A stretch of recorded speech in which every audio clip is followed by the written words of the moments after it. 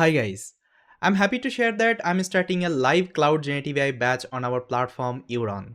As of now, we have explored the core generative AI, we have learned large language model, vector database, LangChain, Llama index and so on. Now it's time to explore the cloud generative AI as well. If you see, nowadays cloud generative AI is trending a lot in the market. There are many companies they are moving to the cloud platform. They're trying to use so many services from the cloud. So nowadays if you see generative AI is also evolving in the cloud platform. So there are many cloud platform in the market like we have AWS, GCP, Azure and so on.